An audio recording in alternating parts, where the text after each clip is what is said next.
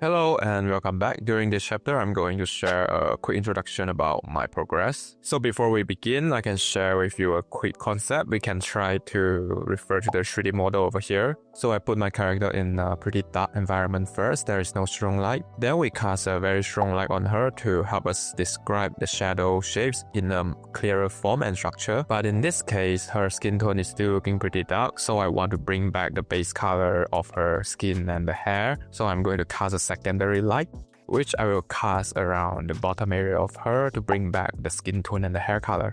So yeah, it's a very simple concept about how do we strategize our lighting composition. And then once we got this direction, the remaining things we're going to solve is these 4 problems. So I usually will consider these 4 things when it comes to rendering. So I already separated out the parts for the hair, for the skin tone and the clothes, so we don't waste too much time in filling the blank. So the first thing we're gonna do is we need to decide the base color.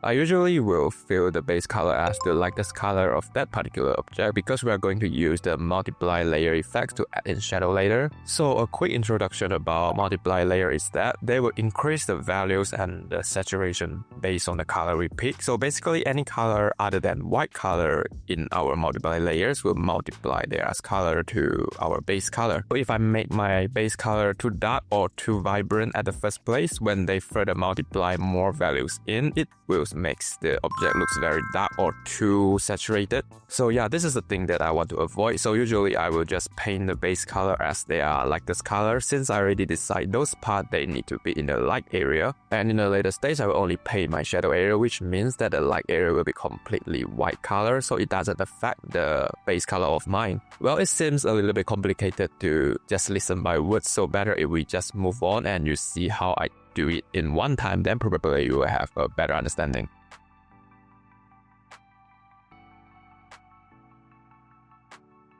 Okay, so in Clip Studio Paint, there is a problem is that the eraser brush tips is very limited, so I don't want to use eraser too much. Instead, I will use this one, which is make the color transparency, which is totally the same effect as the eraser. It's just whatever you paint will become transparent.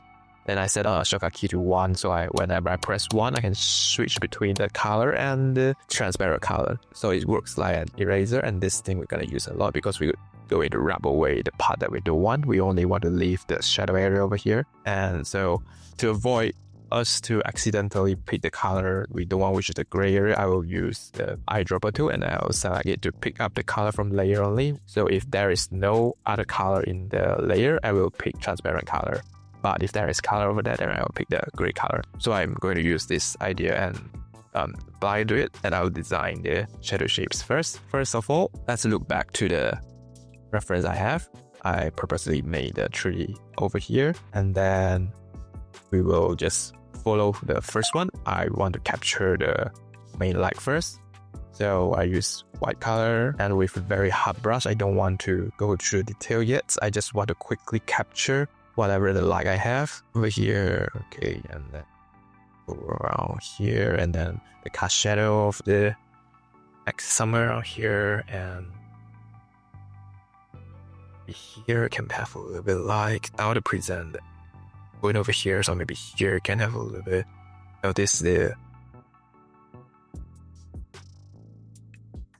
shoulder area here has a little bit of light. Okay, and so I just quickly use a very hot brush for me to easily capture the big shapes of the shadow. And then currently we're going to face the first problem we're gonna face. What is the shadow shapes? So for the shadow shapes, remember we're gonna apply the things that we mentioned on the contrast chapter, which is the big versus small or the density we're gonna control. So we don't want to mix every shadow to be like this. Will be too repetition. We need big, we need small. So I will start by using round brush from now on. First, I want to capture the whole big shape of the head first. You consider it like a very big sphere. First, you capture this thing out. Maybe the forehead here, I want to get out a little bit more. Okay, and then now we're gonna design the big and small. For example, like I purposely have a very, you see that we currently have a very big area of shapes, right? So we cut over here. Remember during the density versus open spaces, I say we need a very big area of empty spaces for us to present the small detail that we have. So you see, so after I have this very empty space, I just add a few strokes, then it easily looks like it contains details. When we are designing the shadow shapes, we need to be aware that try not to cut things too evenly, don't try to make things too equally. We need the difference in proportion, for example, like maybe 7/3 or maybe 8/2. Usually they will be very effective. But don't worry too much for now because I'm just introduction about my steps. Now I will share more information about how do we divide and how do we cut the shapes in the later shape design chapter. So here you can try to observe the rhythm that I had created. I always place a very thin, smaller strokes besides a very big one. You try to observe this arrangement over here. So these are the rhythm that we really need to be aware when we want to design a more natural or interesting shadow shapes. And then from here, we can start to add in some soft edges. We try to describe the round turning point structure.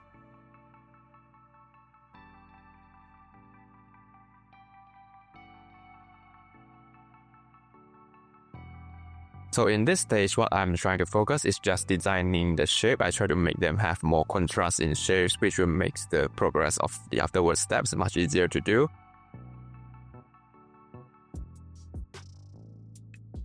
A little bit tricks on creating shadow, especially you want to something like folds or maybe hair, is that I love to use this kind of strokes, one strokes, and then a little bit triangle, or maybe we can call that a mountain over it.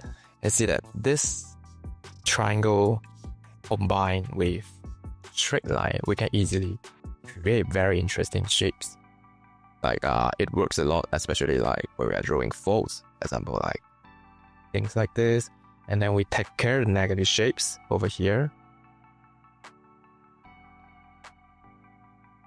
See what am I capturing? I'm currently capturing is that I want to capture this area over here, that it has this negative shape going on. Sorry. This. Add another strokes over here. There you can see that this wasn't it after we add in a little bit of the blur control, and this is a fold already. And that's why this is why I keep on mentioning that how important shapes really are. We really need to be aware on the shape design and how to really put this into use. So yeah, I'm keep on applying this kind of strokes, straight line or maybe either straight line plus a triangle. Just this combination can allow us to draw a lot of random things, which is interesting. And let's further move on. Here I have this thing over here, and then we're going to do the same over here. I purposely draw here to make here to I just draw on the random shapes that I created just now, and then I just find the edges and then draw them. Okay, one straight line, one triangle, fill in, there you go. And maybe I want to enhance on a little bit more than over here. Or maybe not, because currently you realize that they are too similar over here. So I don't want this thing to happen. Maybe I can just up in a little bit. Here, maybe here can I just put it in shadow first. Maybe here add a straight line to break the big shapes to make it more interesting. Then about the shadow of her breast, the turning point need to be soft. So if we remain the hard edges like this, might cause the area to look like too stiff, like a box. So I will try to soften up the edges over here to describe the softness of the breast. And then we can add in some very thin line on the edge for the line of the shirt to give in more layers and present the turning point of it, making the structure more believable. And then we can try to refine the folds in this area. Pretty much the same like the previous chapter, we try to consider the combination about big versus small contrast, as well as considering triangle or raindrop shape in the practice we did previously, we used this mindset to present the shapes of the folds. So here is a way that I use to check my shadow. Is it looking good? I will turn off my line art layers and check if I can understand the form and structure without my line art. If we can still read and know what is the object that I'm drawing, I can see the form and structure clearly. That means that we are good to go. And over here, I forgot about the nose, and I will just do a very quick refinement to describe the structure of the nose. Just a simple triangle will do.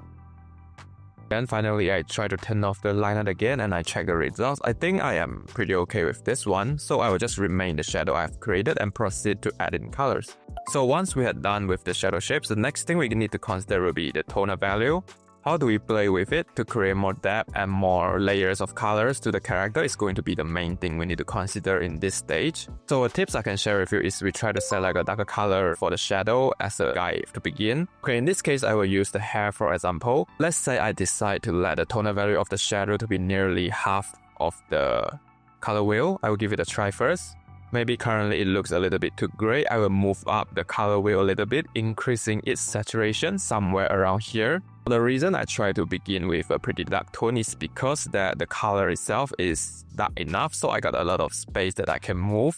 For example, like I want some higher saturation color, then it will be very effective to add with a base like this. Because we try to imagine if we start with the shadow being too bright, it will be very hard for us to add in details like this because it won't be that obvious of the changes because of the contrast. So I would suggest to start with a darker and grayer color like this so we can try to add in the saturation and the brightness easily. So let's go back to the drawing. The reason I suggest to use only one tone to design the shape of the shadow and separate out the layer of the light and shadow is because it will be much easier for us to adjust in afterward stage. I can just lock the transparency, and whenever I want to change the color, I just press alternate and delete, then I can change the color to without affecting the light area. Like this, since I already got the shape of the light and shadow separate out, so I can just do a lot of adjustment without worrying about the shapes anymore. So let's begin to increase the toner value. First, I will use a soft brush and make the area nearer to the light to have a brighter tone to emphasize of the sense of light.